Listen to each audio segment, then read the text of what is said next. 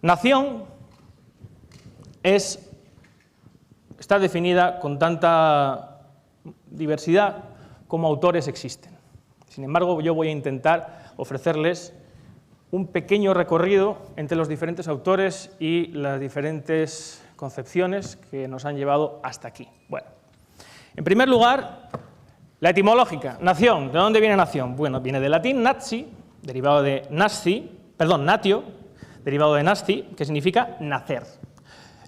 Por lo tanto, la nación es el lugar donde se nace. Además, en sentido infinitivo, siendo antes nasi, con G, donde viene, por ejemplo, gen, la partícula mínima que determina el material genético, que determina los caracteres hereditarios entre los seres vivos. Por lo tanto, la palabra nación, en su concepción más amplia, lo que aborda o lo que intenta definir es las personas que por razón de nacimiento configuran un todo, una unidad. Luego hablaremos de diferentes unidades, los derechos que tienen las diferentes unidades, etcétera, etcétera. Muy bien. Si alguien en algún momento de estoy diciendo no está de acuerdo, que levante la mano y lo discuta conmigo, no tengo ningún problema. Ahora bien, esta concepción nos lleva desde Atapuerca, y para que no quede, estoy utilizando las teorías de Julius Pokorny, ¿de acuerdo? Diccionario etimológico indogermánico, y ahora voy a hablar de uno de los primeros historicistas, historiadores y historicistas que se han utilizado para construir sobre todo las tesis de las naciones de las naciones con diferentes sujetos políticos, diferentes pueblos, que son las de Theodor Mommsen, historiador utilizado sobre todo por Ortega y Gasset para su infame España invertebrada. Bueno, pues Theodor Mommsen, en Historia de Roma, publicada en 1876, dice lo siguiente, tomando lo que ya he dicho. La cualidad de donde se nace, ¿de acuerdo? Muy bien, pero claro, la cualidad de donde se nace determina indistintamente a las poblaciones que vagan, nómadas, como a las que están arraigadas al territorio, ¿verdad? Hoy en día concebimos la nación no solamente como un grupo de personas que tienen un parentesco genético entre sí, sino también un territorio, unas fronteras. Es más, esas fronteras y ese territorio están dentro de unas mismas normas de convivencia, de unas costumbres que posteriormente a través de la moral se traducen en ley. Y esto después nos lleva a la manera de gobernarse, que en última instancia cristaliza en el Estado. ¿Cuántas cosas? Entonces, Theodor Mommsen, volviendo hacia atrás, rebobinando este pequeño hilo que acabo de intentar desenredar, dice que es la agricultura. La agricultura ha sido, en verdad, así para los greco-itálicos como para los demás pueblos, el germen, el foco de vida pública y privada, y a continuidad, la inspiradora del sentimiento nacional. La casa, el hogar, el labrador que construye su morada, su choza, el mueble del pastor, ocupan muy pronto el lugar en el mundo moral y se idealizan en la figura de la diosa Vesta. Es decir, vamos del arraigo territorial por la explotación, es decir, una serie de mecanismos de producción para la subsistencia dentro de un territorio, lo que obligan al asentamiento de esa comunidad genética, y de ahí empiezan a desarrollarse morales, religiones, pero todo eso es posterior. Hay un paso previo, que no solamente es el componente genético. Así pues, mediante la convivencia continuada en un mismo lugar, se desarrollan el lenguaje, expresiones artísticas, creencias religiosas y, sobre todo, costumbres, reglas, leyes propias, es decir, derecho. Así llegamos al concepto jurídico primitivo de nación, como una comunidad con identidad propia. Genera preceptos de obligado cumplimiento para todos sus miembros, lo que hace que no sea de extrañar entonces que el derecho determine. Es el derecho el que determina a día de hoy las características de la nación, pues de esta y para esta nace la ley, y por ende existe una relación intrínseca e indisoluble entre la naturaleza y la nación. Así, por ejemplo, ya en la esfera jurídica, que hemos establecido dado el limitado tiempo que tengo y que tampoco crean que soy aquí tan pedante como parezco y realmente soy, citando a unos y a otros, hemos pasado del aspecto social, el aspecto histórico, al aspecto político y jurídico, perdón, jurídico y político, porque la política nace del derecho. Y es, por ejemplo, en Rudolf von Jhering, el célebre jurista alemán, donde encontramos en su libro La lucha por el derecho es el trabajo sin descanso, y no solamente el trabajo de los poderes públicos, sino también el de todo un pueblo. Si abrazamos en un momento dado toda su historia, nos presentará nada más y nada menos que el espectáculo de toda una nación, desplegando sin cesar para defender su derecho tan penosos esfuerzos como los que hace para el desenvolvimiento de su actividad en la esfera de la producción económica, de la que hemos hablado, intelectual, puntos suspensivos. Y así, por ejemplo, llegamos a la Revolución Francesa. El abad de Sieyes, cuando define que la nación es el corps vivant. La nación es un cuerpo de asociados vivos viviendo bajo una ley común, representada por la misma legislatura. Esto no lo pone, pero ya se lo digo yo, esto es en el Tercer Estado y otros escritos de 1789. Es decir, pasamos de la esfera sociológica, histórica, a la esfera jurídica, en grandes, digamos, en general. Así pues, la nación no es otra cosa que una comunidad, y quédense por favor con esta palabra, comunidad, ligada históricamente a un territorio por costumbres y leyes propias. Esta última definición es atrevidamente mía, dada mi juventud. La nación como sujeto constituyente, por lo tanto, es la que determina hoy los grandes problemas que vive este país respecto a la identidad nacional. Y ahora toca hacerse la gran pregunta, que ya ha sido respondida por parte de los padres de la Constitución para asaltar a la nación, pero que quizá debiéramos replantearnos hoy si esa respuesta que se dio en 1978 era correcta o incorrecta. ¿Es España una comunidad o una asociación? ¿Hay un contrato social, ya no hablo de político, del que lo haré ahora, social, de los individuos que integran la nación? ¿O es una comunidad? Es decir, una serie de sujetos que la historia ha determinado a través de su existencia y sin que ellos hayan podido elegir por su cultura, religión, incluso el clima, dónde viven, bajo qué cultura, determina su carácter colectivo. ¿Hay un elemento volitivo que ha configurado la nación española o nos trasciende?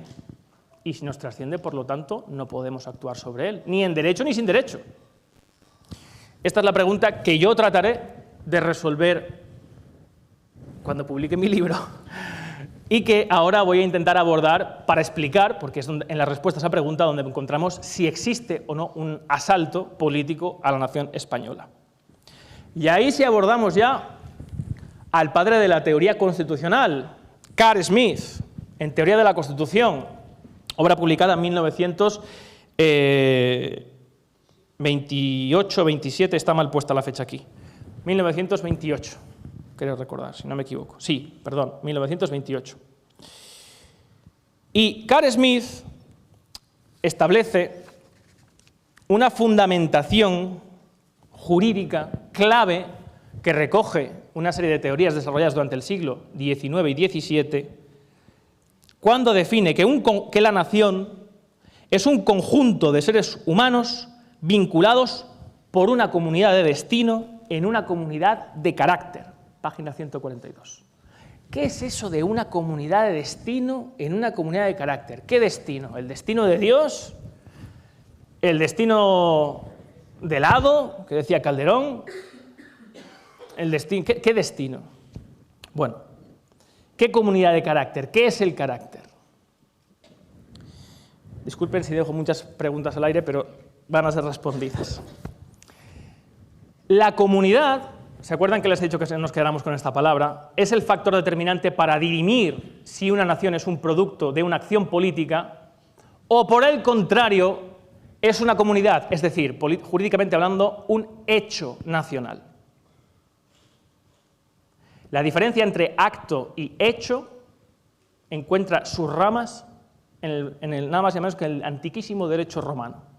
Y hoy es el que ha confundido a la sociedad española, unos por interés, otros por pasión y otros por falta de respuesta. La diferencia entre el hecho, aquello que acontece, sucede, se produce de manera natural, y el acto, que requiere de una acción, requiere de un actor que interviene y que con su acción provoca un resultado. Así, por ejemplo, el padre de la sociología alemana, tal y como la entendemos hoy la sociología, Ferdinand Tönnies, que es el fundador del Instituto de Sociología Alemán, define muy bien en su libro Gemeinschaft und Gesellschaft la diferencia entre sociedad y comunidad. Y esto, discúlpeme que esté muy incidiendo en ello mucho, pero es que es muy importante.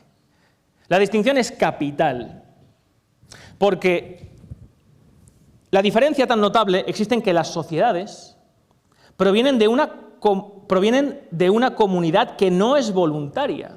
Las sociedades, como entendemos hoy, la sociedad española. Y se distingue por el hecho de la convivencia en común.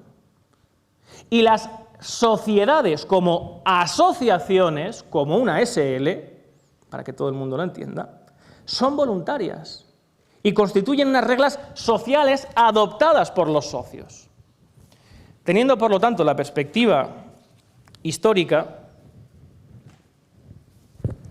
social y, por último, jurídica, vamos a la última, la política, la de las reglas de poder. ¿Qué determina que haya una nación de naciones o una única nación? Jurídicamente hablando. Los textos normativos. Define, si estamos hablando, ¿a quién se aplica ese texto normativo? El marco supremo del ordenamiento jurídico, que rige las relaciones entre las personas que integran un grupo de personas. Ese marco jurídico, sea leyes fundamentales de una dictadura o sea una constitución, es el que define a quién se aplica, ¿verdad? España ha tenido 7 constituciones. Bueno, por eso he querido recurrir en último término a Carl Smith, porque tomando la idea de Ferdinand Tönnies, desarrollándola jurídicamente, distingue extraordinariamente entre el pacto social, que alguien puede acordarse aquí de Rousseau y del contrato social, ¿verdad?, y el pacto constitucional. ¿Qué diferencia hay entre pacto social y pacto constitucional? Esta pregunta, que a mí me ha costado responder cuando yo era estudiante de Derecho, y que algunos seguramente están ahora preguntándose, al igual que conmigo, no la sabe responder ni el Tribunal Constitucional Español. Qué bárbaro, Rubén, ¿cómo se atreve a decir esto aquí? Sí, muy fuerte, ¿verdad? Es que me emociona. Es que das golpes. Me estás dando golpes en el micro. Ahí. Gracias. Es que yo de verdad iría con gasolina al Tribunal Constitucional. No sé si me están grabando o estamos en directo, pero es que es para borrar el Tribunal Constitucional de un plomazo. Y ahora veremos por qué, ¿eh? Ahora lo explicaré. No os creéis que esto es algo gratuito. Muy sencillo.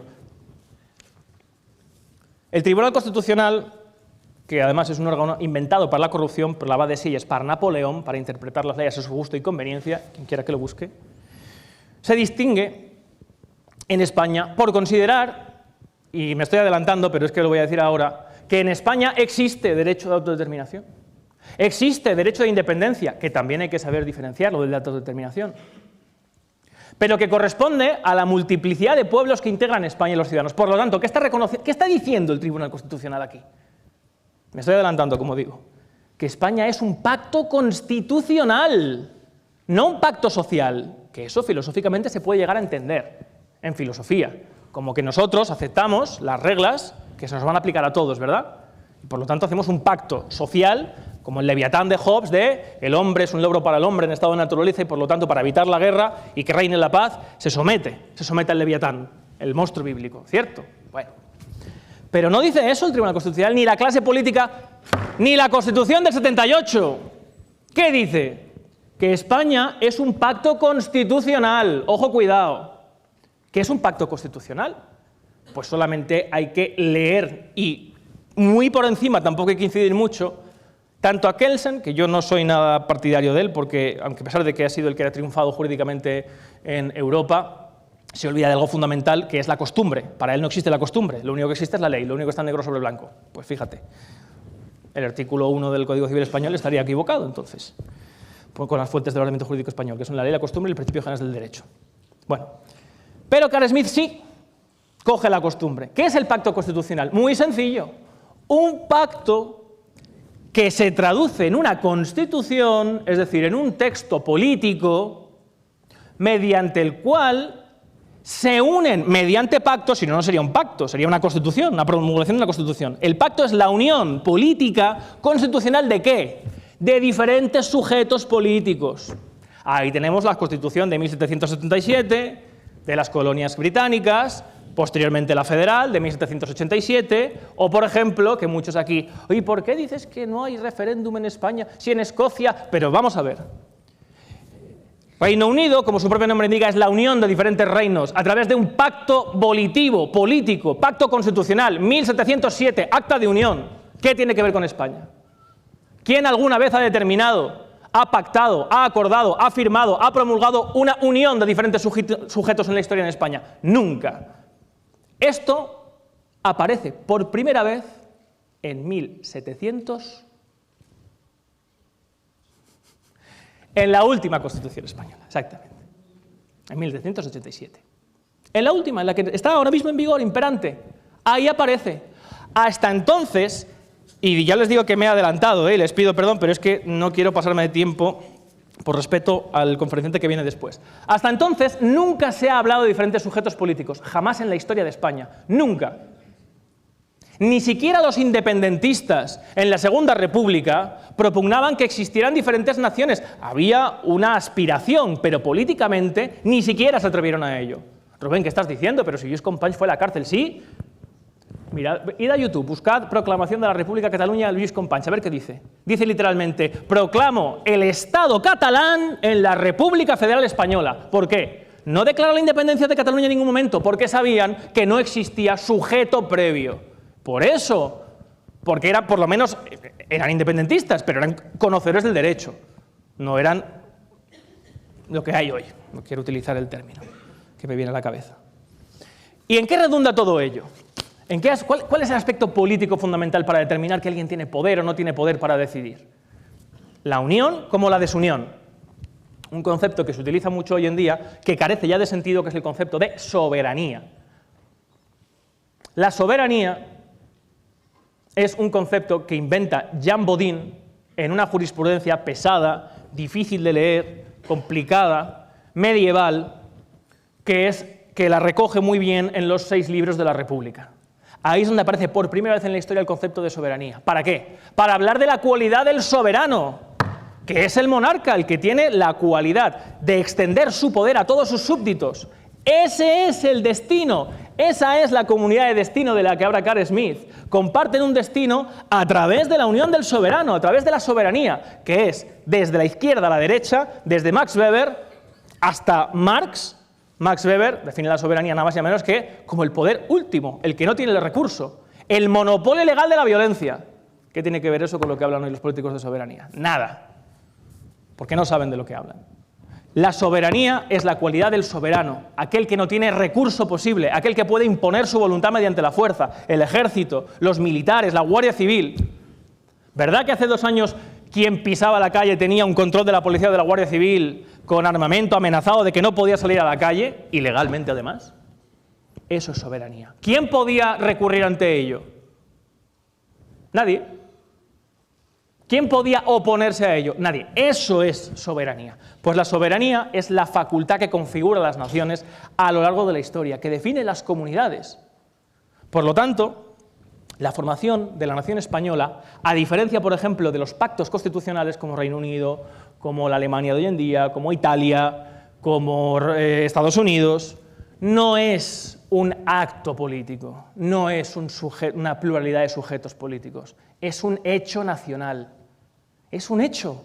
Esa es la mentira que ha fraguado en España, de la cual se derivan los problemas hay muchos problemas, los que nos atañen hoy aquí, que es los de la identidad. ¿Quiénes somos como pueblo? ¿Quiénes somos como nación? Podemos decidir que Cataluña se separe de España, que sea una nación.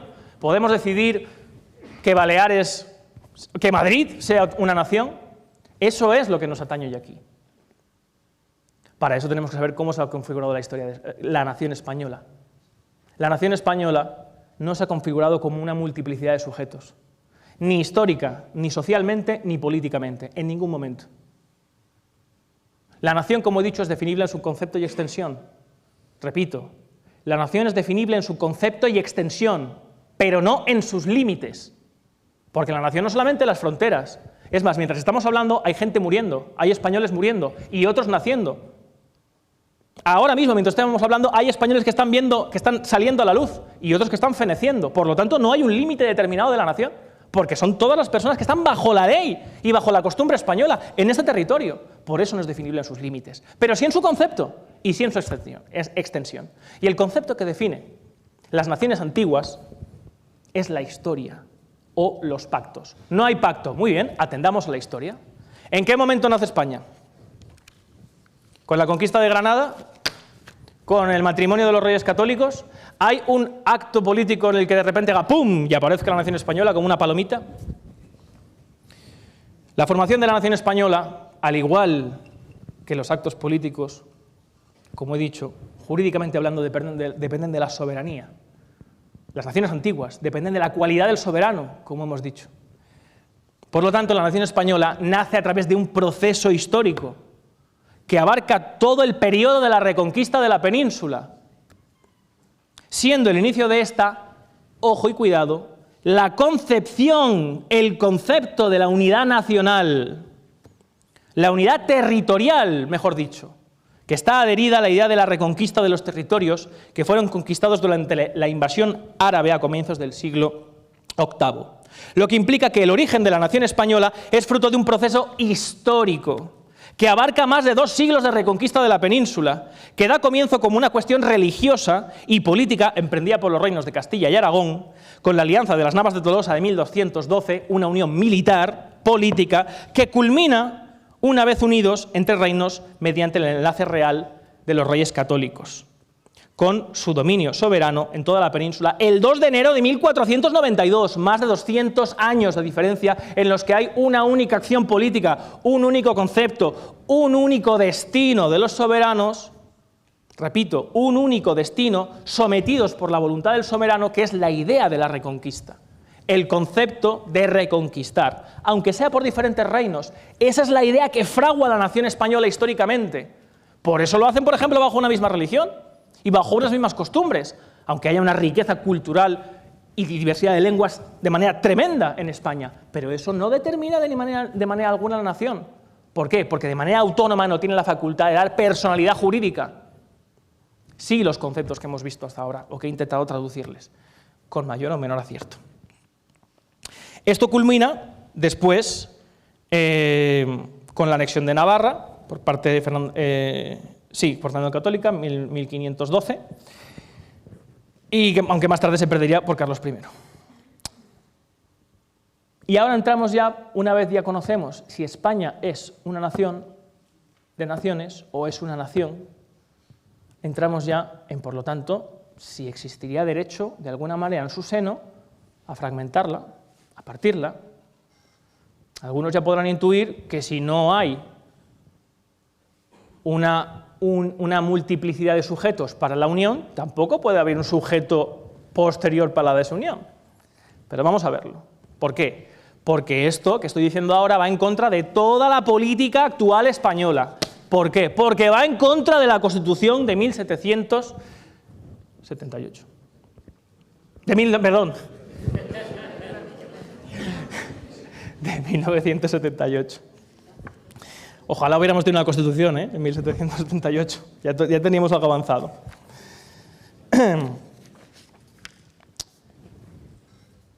Así encontramos que incluso Carl Smith, en Teoría de la Constitución, determina lo que acabo de explicarles.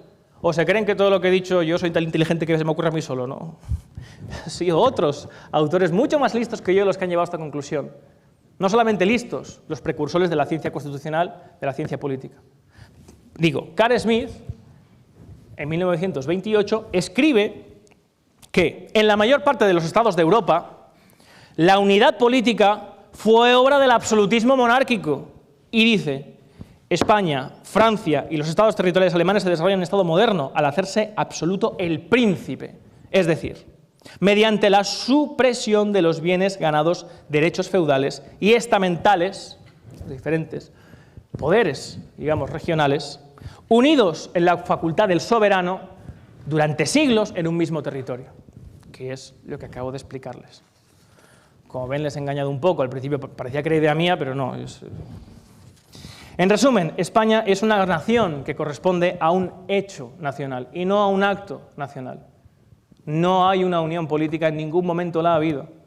Parece mentira que la guerra de sucesión, algunos la interpreten como guerra de secesión, cuando se estaba luchando para un rey para toda España, pero que el archiduque Carlos, que era un Puigdemont de la época, que iba a quedarse en Cataluña, era un rey para toda España, por lo que, desde luego, apoyado porque iba a recuperar otra vez una serie de derechos, iba a apoyarse en los privilegios de derecho civil en ciertas regiones de España, pero no a procurar de ninguna manera que hubiera diferentes sujetos políticos. Eso se ha inventado ahora para justificar ¿qué? Muy sencillo. Para justificar el asalto de la nación española. Como he dicho, España tiene 7 constituciones. Yo no voy a ir aquí una por una porque tampoco es plan de que entren ustedes en coma.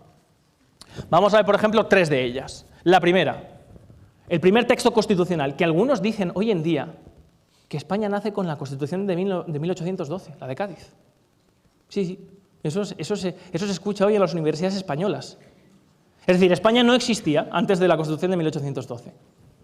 Curioso entonces que los redactores de la Constitución de 1812 en Cádiz dijeran que la nación española, es la reunión de todos los españoles en ambos hemisferios. Repito, la nación española es la reunión de todos los españoles. ¿Por qué dice esto? Porque cabe destacar que dicho texto a lo que hace alusión es que emplea el término de reunión como un concepto aglutinante de los nacionales colones, ya que encontraremos más adelante que se habla de Españas en plural, pero no referente a las Españas que hay dentro de la península, sino a las Españas que hay al otro lado del Atlántico. Por eso establecen gobernadores, etcétera, etcétera.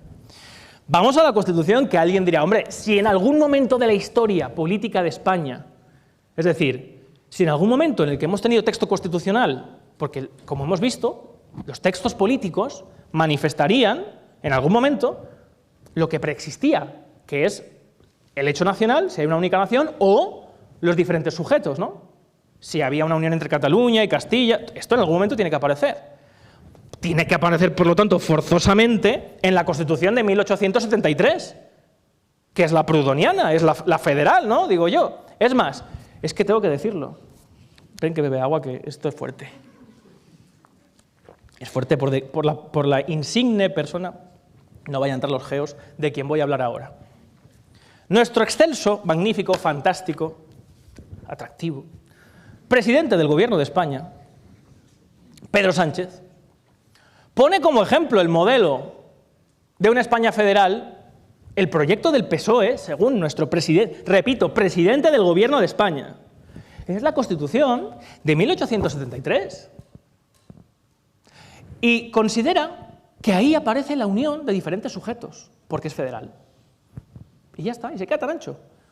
Nadie ha tenido 3 minutos o 1 y medio para explicarle a este señor que el sentido federal de la Constitución decimonónica, de la que habla, es un sentido prudoniano, de Proudhon, que redunda en el principio federativo, casi anarquista, que Pi Margall se enamora de esa idea en Francia, la traduce, y la traducción de la Constitución española de 1873 la hace Pi Margall.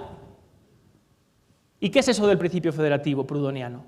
La unidad de los diferentes ciudadanos que integran una unidad, un todo, de manera federativa, es decir, como una federación, por ejemplo, de fútbol, las asociaciones, las mancomunidades, los pueblos, los diferentes grupos pequeños de convivencia dentro de un todo. Es decir, la Constitución de 1873, la federal, que algunos toman como ejemplo para la España de Españas del futuro, determina forzosamente que en España solo hay una única nación. Es que parece mentira que yo, con 32 años, tenga que venir a decir esto. Lo digo por los políticos que hay, ¿no? Porque seguro que aquí hay algunos de ustedes que ya lo sabían. ¿Y creen que me lo estoy inventando? Pues es que lo dice literalmente en su artículo 1, cuando dice que componen, la nación española en singular, los estados de. Por lo tanto, está hablando de una traducción jurídica, de una estructura estatal dentro de una única nación. Es que solo hay que saber leer. Pues esta es la idea que se toma hoy para la España federal, la España federal del futuro. Vamos a la Constitución de 1931, ¿no? Donde se produjo, en fin, el encarcelamiento de Lluís Companys, etcétera, etcétera. Bueno, la Constitución de 1931 de la República, la Segunda República Española, empieza diciendo España, España en singular, ¿no? Españas o los pueblos de España o los sujetos de España. España. Y a continuación dice, la nación española, como sujeto político de la Constitución, que es mentira, no fue sujeto político, pero bueno, la nación española, y viene determinando, desde luego, que aunque la República pueda reconocer las autonomías, la compatibilidad con la autonomía de los municipios y regiones, dentro de los límites irreductibles del territorio actual, determina un único sujeto. Todo esto, y disculpen que haya sido... Intento ser... porque hay gente que se duerme, entonces tengo que poner un poco de chicha. Es normal, ¿eh? Yo me dormiría también. Pues la Constitución de la República, como digo, recoge justamente también. Las 6 anteriores, recogen que España es un único sujeto político. No ha habido jamás, porque en España habremos tenido más chorizos, menos chorices, pero hemos tenido buenos juristas. Hemos tenido, además, algunos que han sabido apreciar el talento extranjero, por ejemplo, los que copiaron el Código Napoleónico, en nuestro actual Código Civil, por suerte. Nadie se ha atrevido nunca a la infamia a la que se atrevieron los padres de la Constitución española de 1978. En la Constitución de 1978 encontramos algo, por primera vez, marciano. Y digo marciano porque solamente con una inteligencia de otro planeta se puede entender lo que voy a leer a continuación. La Constitución se fundamenta en la indisoluble unidad de la nación española, patria común e indivisible de todos los españoles, y reconoce y garantiza el derecho a la autonomía de las nacionalidades y regiones que la integran y la solidaridad entre todas ellas.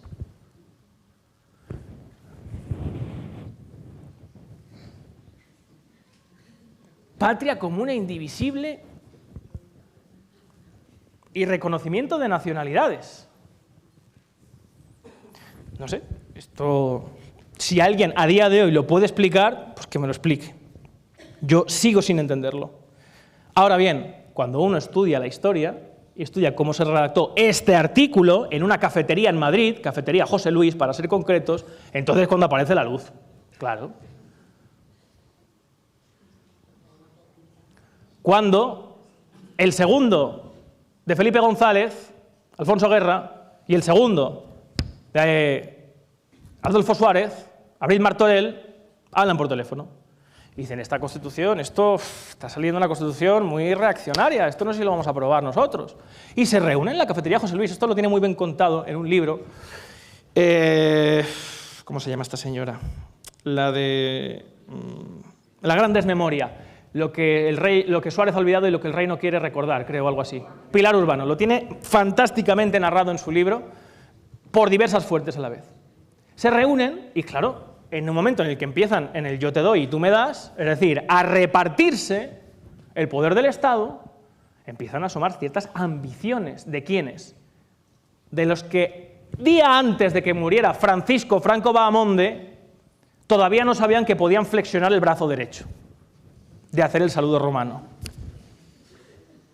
Esos fueron los que a la muerte de Francisco Franco Bahamonde y ante el jugoso pastel que se abría con la nueva Constitución, empezaron a pedir cosas.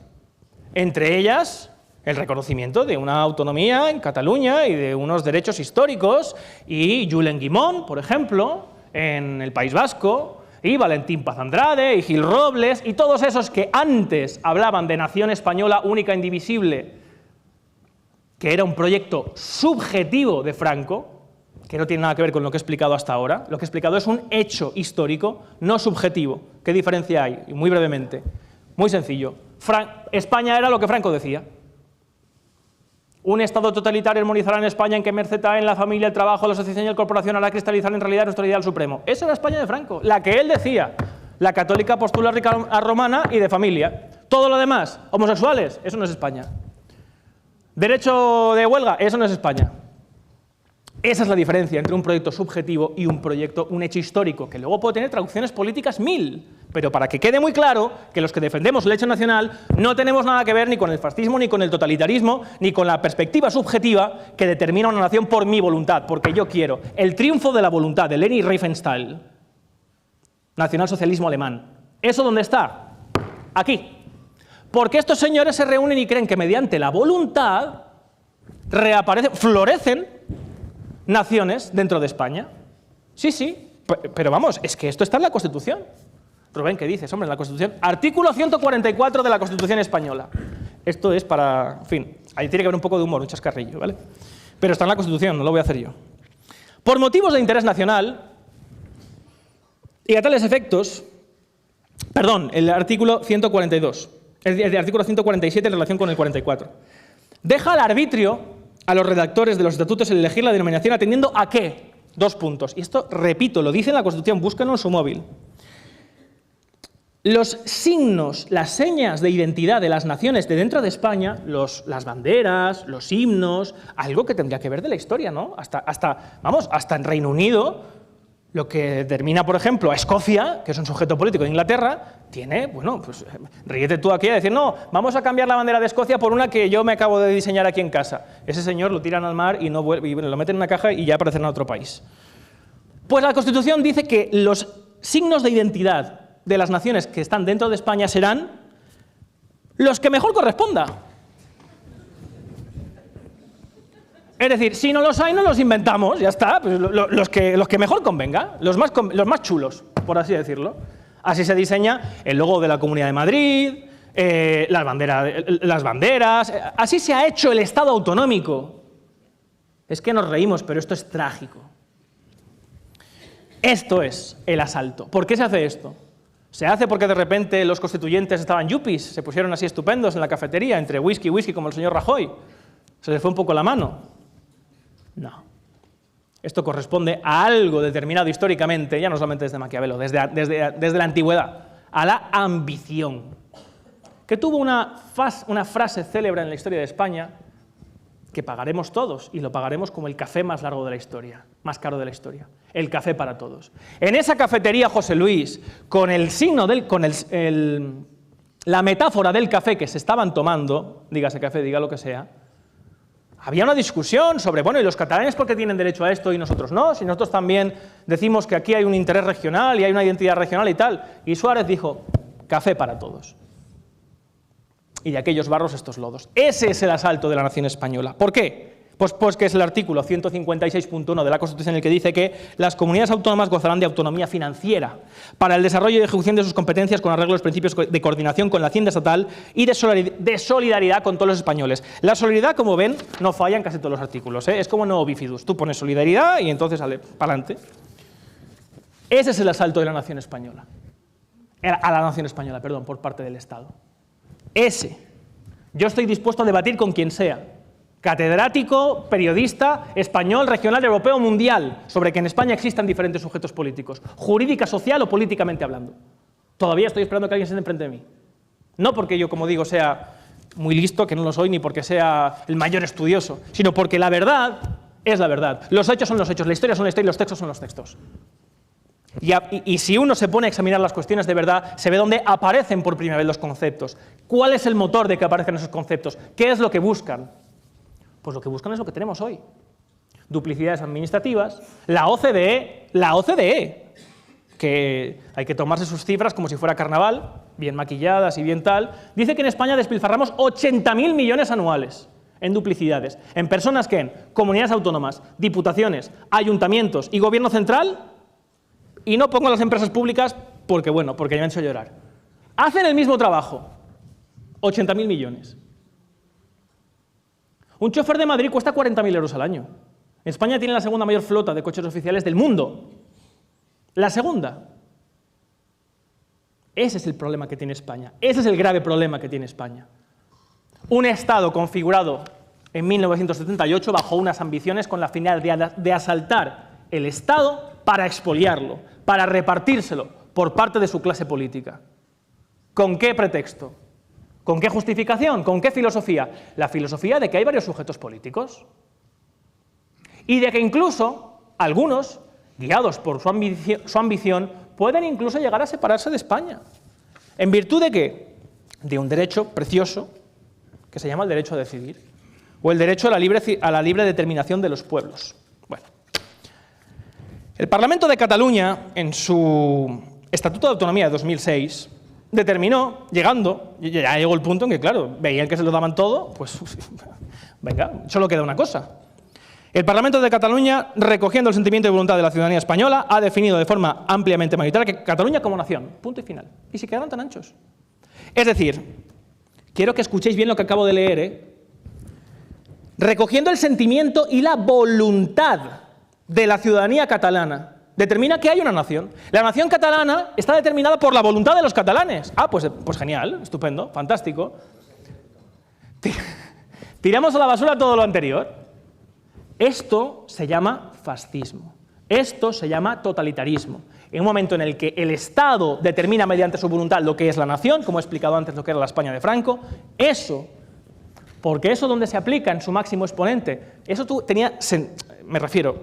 filosóficamente tenía sentido en el siglo XIX. Cae el Sacro Imperio Romano. Hay una crisis brutal en Europa, germana. Y Herder y Fichte, con los discursos de la nación alemana, tienen que inventarse una manera de cohesionar lo que ya se había disuelto. ¿Cómo? A través de la lengua. Esa idea, a través de diferentes filósofos menores, como Max Stirner, que por ejemplo Marx lo pone, pero bueno, se ríe de él en la Sagrada Familia, a Max Stirner, lo coge Hitler y ha cristalizado en el nacionalsocialismo alemán. Cristalizó, mejor dicho, en el nacionalsocialismo alemán. Porque eso es cuando el Estado, a través de la voluntad, determina y configura la nación. A través de su voluntad. Recuerden el triunfo de la voluntad de Leni Riefenstahl. Y ese es el derecho a decidir y la autodeterminación. No quiero tampoco alargarles mucho, pero he dicho que me he adelantado porque esto, guiados por la ambición, la clase política española, podemos entenderlo cuando ¿qué? Cuando no tiene límite y control, que es el régimen político de la democracia, que en España ni está ni se le espera. Los límites y control de la clase política, algunos dicen, hombre, la democracia es un fracaso. Mira tú en Estados Unidos, ¿quién está gobernando? Gracias a que Estados Unidos es una democracia, el señor Biden no puede hacer lo que le dé la gana. Porque la democracia no es para elegir a los mejores gobernantes, es para impedir que los peores hagan lo que le dé la gana. Lo voy a repetir, porque hay que repetirlo. La democracia es un régimen político que no es para elegir a los mejores, es para impedir que los peores puedan hacer lo que quieran. El señor Biden, por ejemplo, dictó una orden gubernamental hace 2 años en el que todos los sanitarios estaban obligados a vacunarse. Un sanitario de un pueblo de aquí fue a su juzgado, el de su pueblo, y dijo, esto va en contra de mis derechos. Y un juez de primera instancia de un pueblo dejó sin efecto una orden del presidente de Estados Unidos. Eso es un régimen político democrático que pone límite y control. Luego pueden hablar de socialdemocracia, de igualdad material, lo que quieran. Yo no estoy hablando de eso, estoy hablando de régimen político. Pero no estoy aquí para hablar de eso, porque hay otro ponente después. La infamia del derecho a decidir que se ha cristalizado con el asalto del régimen español. El derecho a decidir, como he dicho, tiene sentido que sea esgrimido por alguien que quiere cometer una tropelía. Busca una justificación, como el que roba, es que tengo hambre. Muy bien. Pero que el Tribunal Constitucional español, el Tribunal Constitucional, el máximo órgano de interpretación y de control de que se aplican las leyes dentro del marco jurídico normativo, en su sentencia del 42/2014, del 25 de marzo, dijo que el derecho a decidir, claro que existe en España. Lo que pasa es que no solamente lo pueden aplicar los nacionales de Cataluña. Tienen que aplicarlo todos los españoles. Y aquí, disculpen, pero vaya a la parte final de mi exposición. Esto es de una ignorancia tan supina de los principios jurídicos que vertebran el derecho a decidir que da escalofríos. No voy a entrar a redactarles de dónde viene el derecho a decidir, ¿de acuerdo? Lo tienen en el Digesto de Ulpiano, el Código Justinianeo, libro quinto, como cuando se dirime entre los dos tutores que están peleándose por la custodia de un menor y como no se sabe quién de los dos, se dice que a quien afecta, quod omnes tangit omnibus approbarit debet. A quienes afecta, a quien tangit es quien debe dirimir la cuestión. En el derecho privado, en el derecho público, solamente el Código Canónico lo ha recogido y tuvo, digamos, una primera interpretación. ¿Dónde nace el derecho a decidir? Nace como el derecho a la libre determinación de los pueblos en los años 30 del siglo XIX. ¿Cuándo? Cuando hay una guerra entre Grecia y el Imperio Otomano y para Grecia independizarse, las naciones